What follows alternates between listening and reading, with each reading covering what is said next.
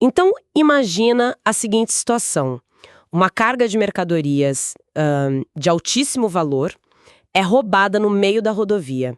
De quem é o prejuízo? Bom, um instinto mais lógico seria apontar para a empresa que perdeu os produtos, né? Exatamente. Afinal, a mercadoria não chegou no destino, a venda não aconteceu, o dinheiro não entrou no caixa. Uhum. Mas, segundo a interpretação rigorosa do fisco, em um dos estados mais ricos do país, o imposto sobre aquele produto roubado ainda precisa ser integralmente pago. Pois é. O fato gerador aconteceu no momento em que o caminhão cruzou o portão da fábrica. O roubo é considerado só um risco do negócio. E essa situação ilustra muito bem uma dura realidade estrutural, sabe? Sim. Existe uma desconexão imensa entre o que o senso comum acha que é justo e a forma como a máquina de arrecadação do Estado opera na prática. O direito tributário, as regras, eles não são abstrações que vivem só lá em salas fechadas em Brasília. Não mesmo. São engrenagens muito pesadas, muito literais. Elas giram o tempo todo e redefinem o custo de vida, a margem de lucro das empresas. Quando uma nova regra sai no Diário Oficial, a vibração disso viaja muito rápido por toda a malha econômica. Com certeza. E o foco da nossa análise de hoje é justamente rastrear essas vibrações com base em um material de altíssimo nível. A gente tem em mãos o Radar Normativo de maio de 2026. Um documento bem denso. Muito denso. É compilado pela Saberplay em parceria com o escritório Miguel Silva e a Machita Advogados. É uma radiografia completa do momento jurídico e tributário do Brasil. E a missão desse mergulho profundo é decodificar essa complexidade toda. Traduzir o juridiquês, não é? Isso. Mostrar como uma canetada num tribunal afeta desde a macroeconomia até, o preço daquela encomenda internacional que está no carrinho de compras. Certo, vamos desempacotar isso. Vamos lá. Começando pelo topo, da estrutura decisória, o Supremo Tribunal Federal e como o Estado lida com o próprio cofre. E essa tensão sobre o cofre público é o ponto de partida perfeito. O material foca logo de cara na ação direta de inconstitucionalidade 7.633. E o cerne dessa ação não é só política. É uma questão de matemática constitucional.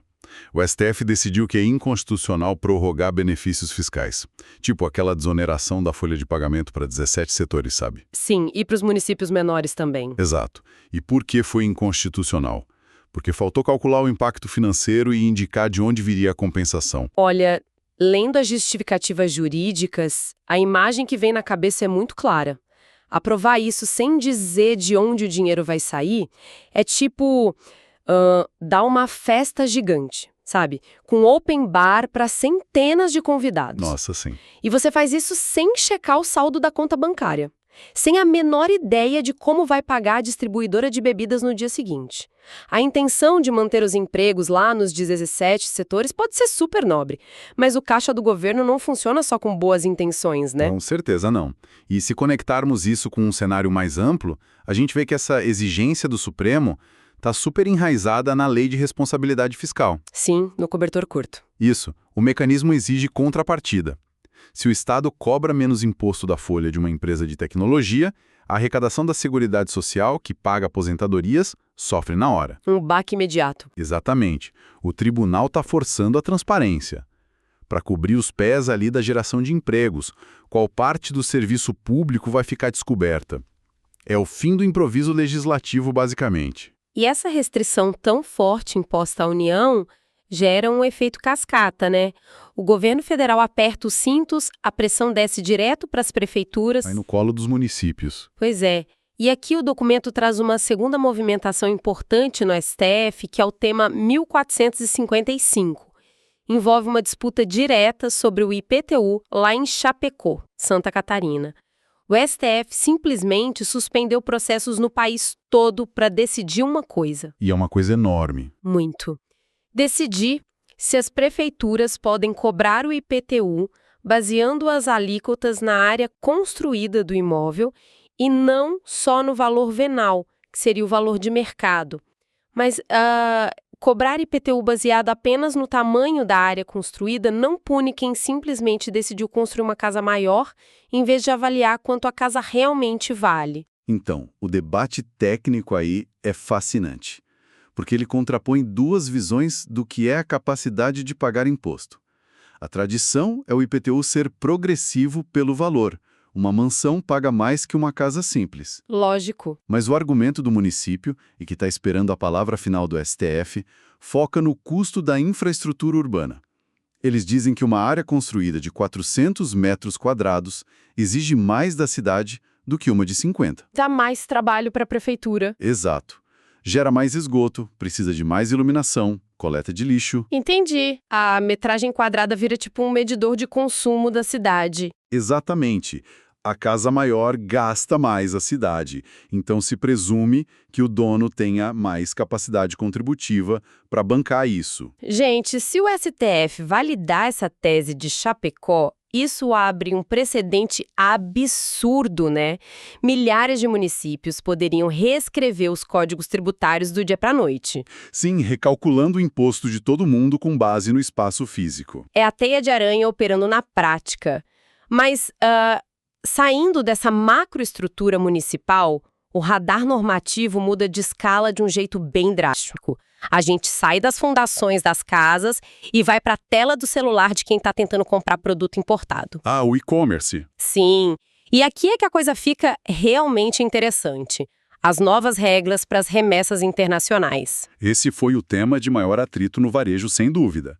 As regras de maio de 2026, com a MP 1357 e a Portaria 1342, desenharam o cenário. O regime de tributação simplificada. Isso. Compras de até $50 voltaram a ter alíquota zero de imposto de importação.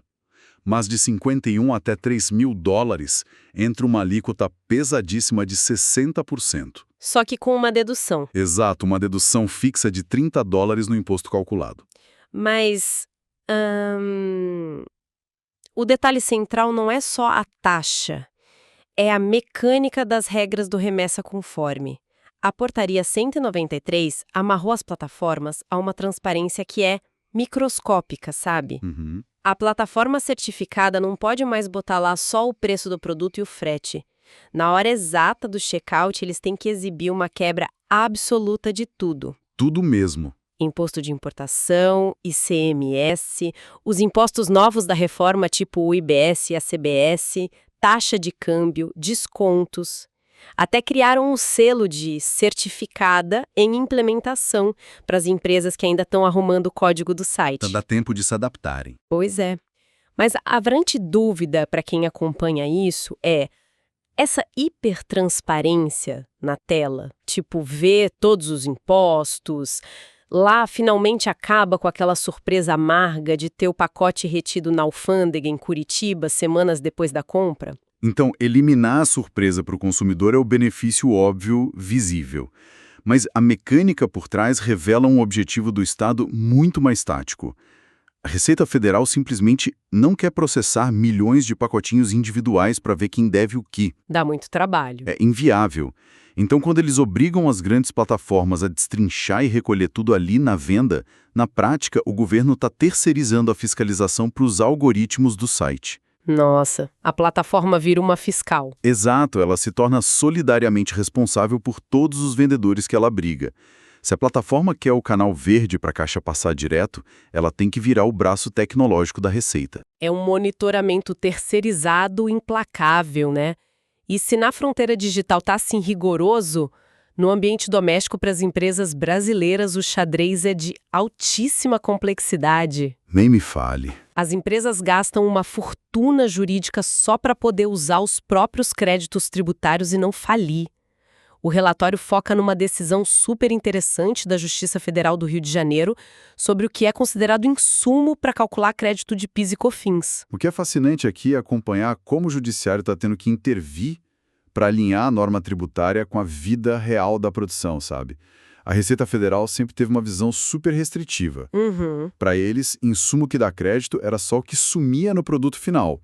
A farinha para o pão, a chapa de aço para o carro. Mas a decisão do Rio mudou isso, né? Sim, quebrou esse paradigma, permitiu que a empresa gere crédito sobre despesas como alimentação do funcionário, plano de saúde, seguro de vida, treinamento. E a Receita tentou bloquear isso de tudo que é jeito por instrução normativa. Mas a lógica das empresas que a Justiça validou é meio irrefutável, né? Tipo, como você transforma aço em carro sem um trabalhador bem alimentado e com saúde? É impossível. E nem são luxos corporativos, são exigências rígidas de sindicato. Se não der o plano de saúde, o sindicato vai lá e fecha a fábrica. Exato. E a base jurídica disso é o tema 779 do STJ. O tribunal disse que insumo não é só consumo físico. Tem que olhar a essencialidade e a relevância. Faz todo sentido. O recado do judiciário foi claro. Não dá para separar o custo humano obrigatório. Se a convenção coletiva exige, é vital para a atividade continuar. O fisco não pode fingir que esse custo não existe só para cobrar mais imposto. Uma trava importantíssima. E essa luta por crédito continua nas regras de ICMS de São Paulo que estão no radar. É uma teia enorme sobre o que acontece com o saldo de ICMS quando uma empresa muda de estrutura. Esse ponto de São Paulo é bem estrito. Muito. Se a empresa encerra a atividade, dá baixa e fecha a porta, os milhões em crédito de ICMS simplesmente evaporam. O Estado zera a conta e acabou. Mas se tem uma transferência de titularidade ou cisão e a fábrica continua rodando, os créditos ficam lá. Então, os créditos tributários são como o bastão numa corrida de revezamento. Boa analogia. Se a empresa passa o bastão para outra e a corrida continua, tudo bem. Mas se ela simplesmente desiste e vai para casa, o bastão perde o valor. Vira um pedaço de metal inútil. É isso mesmo. A lógica do fisco paulista foca na continuidade do fato econômico, sabe? Não importa qual é o CNPJ que está na placa da frente. O crédito pertence à operação que gera a riqueza. A mudança de dono não apagou o histórico, desde que a corrente não quebre. Entendi. E essa frieza estrutural do ICMS que nos leva de volta àquele nosso exemplo inicial da carga roubada. Nossa, exato. O documento mostra como São Paulo é implacável nisso. O bem saiu da fábrica, a obrigação tributária disparou. O fato do caminhão ter sido roubado não anula a nota fiscal emitida, muito menos a cobrança do ICMS. O evento ocorreu. Para o Estado, ocorreu. A mecânica do imposto não quer saber se a venda deu certo. Só olha o registro físico. Frio e calculista. E, para fechar esse bloco do judiciário, o radar entra num capítulo crítico que é o tema 69 no STF, que o pessoal chama de tese do século. Assim, a exclusão do ICMS da base do PIS e COFINS. É essa mesma. E o debate recente lá no STJ foi sobre a modulação temporal. E isso é fundamental para quem está ouvindo entender. Modulação temporal é basicamente o que os tribunais usam para evitar que o país quebre de um dia para o outro. Basicamente um freio de arrumação. O STF fala, beleza, o imposto foi cobrado errado, mas se o governo for devolver todo o dinheiro do passado para todo mundo de uma vez, o Brasil colapsa. Então eles puxam uma linha no tempo, no caso, 15 de março de 2017. A data mágica. A data mágica. Só quem já tinha processo ativo na justiça até essa data recupera os 5 anos para trás. Mas e se tiver um errinho? Aí que tá. O problema que o STJ analisou foi: e se a empresa protocolou a ação antes do prazo fatal, lá no comecinho de março, mas a petição inicial tinha algum vício? Um erro técnico bobo. E o advogado conserta dias depois. Isso, já com prazo estourado. O Estado argumentava que, ao corrigir o erro, o relógio reiniciava e a empresa perdia o direito retroativo. Que absurdo! Mas o STJ sacramentou que não. A emenda à petição inicial não muda a data de propositura da ação. Se o erro for corrigível e não mudar o pedido principal, a data do protocolo original é a que vale. É uma vitória gigantesca contra um formalismo que só queria esvaziar o bolso das empresas. Ufa, evita que um erro de digitação custe milhões, mas até agora a gente mapeou o campo de batalha humano, os juízes, os advogados. Só que o radar normativo reserva uma parte muito densa para o futuro da fiscalização, que já é o presente. A malha fina digital. Essa mesma. Para gerenciar toda essa complexidade local, as importações, os créditos, as autoridades estão tecendo uma rede digital silenciosa e muito rápida. É intimidador de verdade. A gente vê atualizações tipo o evento R4010 na EFD-REINF. Que nome, né? Pois é. É um módulo do Sistema Público de Escrituração Digital que captura a retenção de imposto. Quando o fisco aperta o cerco nesse envio de dados, ele elimina a chance de inconsistência cruzando a renda de todo mundo. Sim. E São Paulo também regulamentando a NFGs, a nota do gás. Exato. Estão convertendo um serviço que era super analógico num fluxo de dados em tempo real direto para o servidor da Secretaria da Fazenda. É o fim do papel. E tudo isso culmina no que o glossário da reforma tributária chama de split payment. O pagamento dividido. Isso, para o novo sistema de IBS e ACBS. Fizeram até um grupo de trabalho interministerial para definir como os bancos vão ser remunerados por operar isso.